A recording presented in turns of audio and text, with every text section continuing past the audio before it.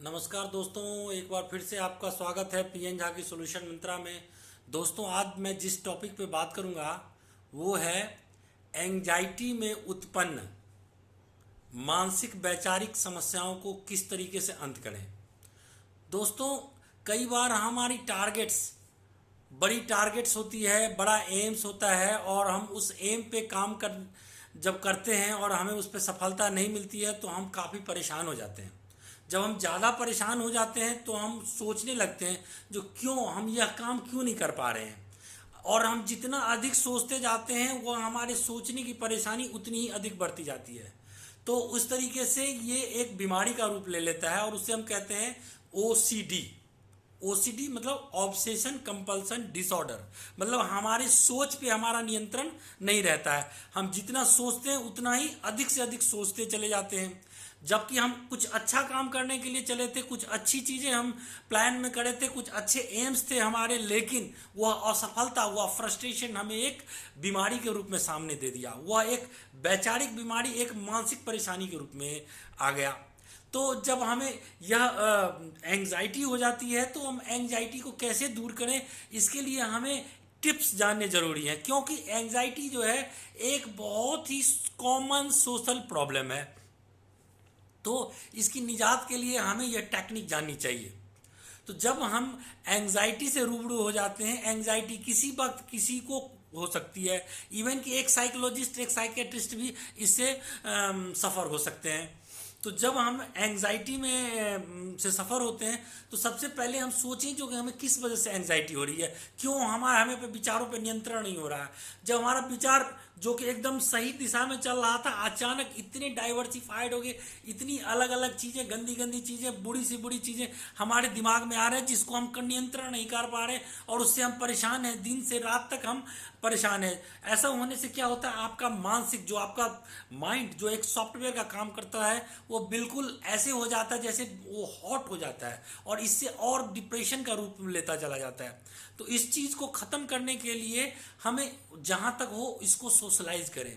कई बार होता क्या है, मैं पिछली वीडियो में भी दिया था, जो मानसिक परेशानियों को आम बीमारियों से, आम रोगों से लोग तुलना नहीं करते हैं। अगर किसी की तनिक भी कुछ मनोदशा बिगड़ जाती है तो समाज उसे इतनी आलोचना करते हैं, इस तरीके से समाज ले लेते हैं कि अल्टीमेटली उसे सिर्फ पागल करार करते हैं और उस तरीके से वो इतना जूझता जाता है कि वो एक अच्छा भला इंसान बिल्कुल अपने आप का अंत कर जाता है। मतलब समाज उसको सही दिशा, सही जगह नहीं दे पाता है।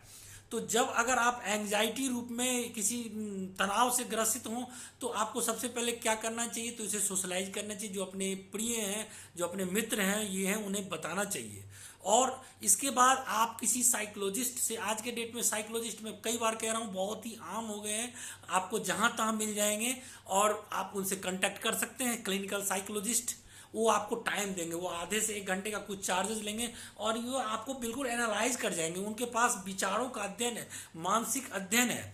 वो आपको बताएंगे जो कि किस लेवल तक आप पहुंच चुके हैं। यदि आपका ये स्ट्रेस लेवल ज़्यादा हो जाएगा, जो आपको कहीं ना कहीं केमिकल डिसऑर्डर के रूप में हो जाएगा, जिसमें डोपामाइन वगैरह जो केमिकल कहते हैं उसकी जो अभाव हो जाती है, तो आपको कहेंगे जो हाँ ठीक है, आप इसको अलग से ट्रीटमेंट कराइए।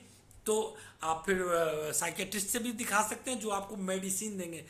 आप जान लें कि साइकेट्रिस्ट और साइकोलॉजिस्ट दो अलग अलग चीज़ें हैं। साइकेट्रिस्ट एक एमबीबीएस डिग्री होता है, जबकि एक साइकोलॉजिस्ट एक आम आर्ट या साइंस बैकग्राउंड से 2 साल की डिग्री होती है और वो उसके बाद फिर और कुछ आरसीआई वगैरह, रिहेबिलिटेशन काउंसिल ऑफ इंडिया का सर्टिफिकेट लेकर के सर्टिफाइड होते हैं और फिर वो लोगों को काउंसलिंग करते हैं। तो इस तरीके से आपका अगर केमिकल डिसऑर्डर के रूप में ज़्यादा हो जाता है तो फिर उसे आपको दवा की भी ज़रूरत पड़ सकती है।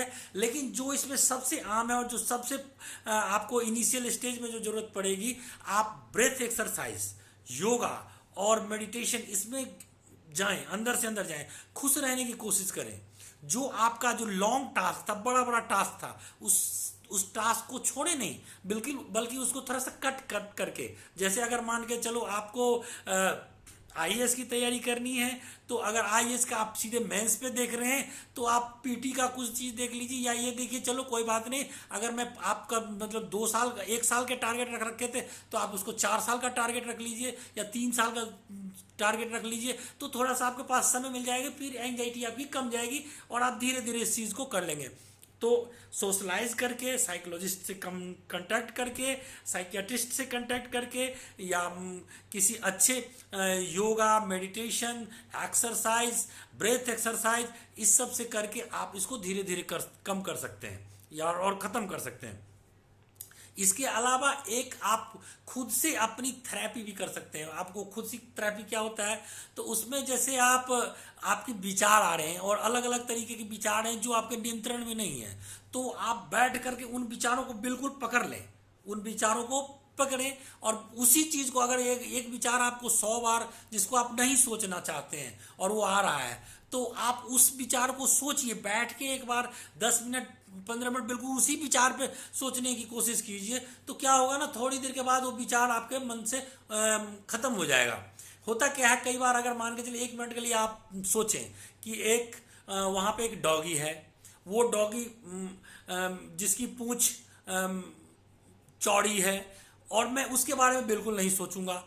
आप देखो, जिस क्षण से आप ये सोचोगे कि उसके बारे में आप नहीं सोचेंगे, उस क्षण से सिर्फ और सिर्फ आप उसी के बारे में सोचेंगे।